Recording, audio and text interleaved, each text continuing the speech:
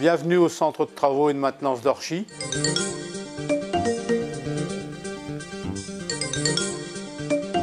Donc ici nous sommes dans le bâtiment numéro 1, celui qu'on a réaménagé en premier pour démarrer l'activité. Donc il fait 2000 m², on l'a aménagé en 3 zones, une zone pour la mécanique, une zone pour la chaudronnerie et une zone pour l'activité câblage des armoires électriques. On a environ 2000 stations de pompage réparties un peu sur l'ensemble de notre territoire, avec donc des armoires qui sont relativement anciennes pour certaines. Jusqu'à présent, on sous-traitait la totalité de reconstruction de ces armoires. Maintenant, on s'est réapproprié en interne la gestion et la reconstruction de ces armoires. Donc ici, on arrive dans l'atelier de mécanique, donc avec différentes machines, un tour, une presse.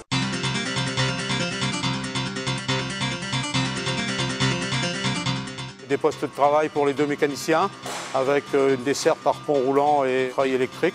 Ici, on teste le bon état, la continuité électrique, l'isolement moteur, si le bobinage est bon, si tout est correct. Chaque personne a son poste de travail et chaque personne fait en totalité l'affaire pour laquelle il a été désigné.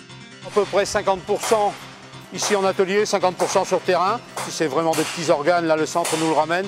Mais les gros organes, on y va sur place.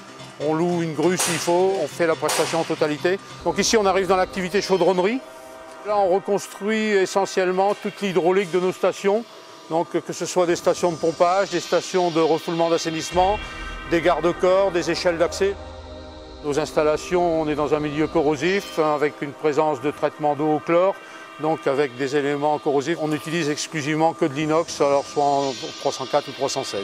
Donc là, vous voyez le cheminement des tôles, puisqu'on a essayé d'organiser l'équipement de l'atelier pour avoir un cheminement assez cohérent et une bonne ergonomie. Donc la cisaille pour couper dans un premier temps les tôles à dimension, une poinçonneuse, la presse plieuse pour faire les plis sur les différentes pièces à plier, une scie pour débiter soit les tuyaux, soit les pièces à longueur, une rouleuse et une cintreuse à profiler pour plier tout ce qui est tube, pour faire des garde-corps. Donc ici on est dans la deuxième partie du bâtiment et ici il nous reste 8000 m² qu'on a commencé à aménager en partie.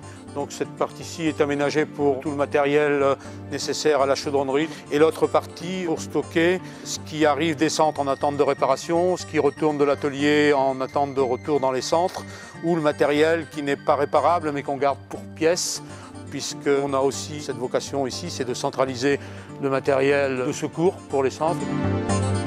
En 2014, nous avons donc démarré l'activité parc matériel en commençant par les compresseurs de chantier. Ceux-ci ont été rapatriés en totalité sur Orchy en propriété et sont donc détachés dans les centres. Les opérations de maintenance et de révision sont organisées par le centre d'Orchy. Alors les centres aujourd'hui, systématiquement pour toute opération de mécanique, de chaudronnerie ou d'électromécanique, font appel à nous.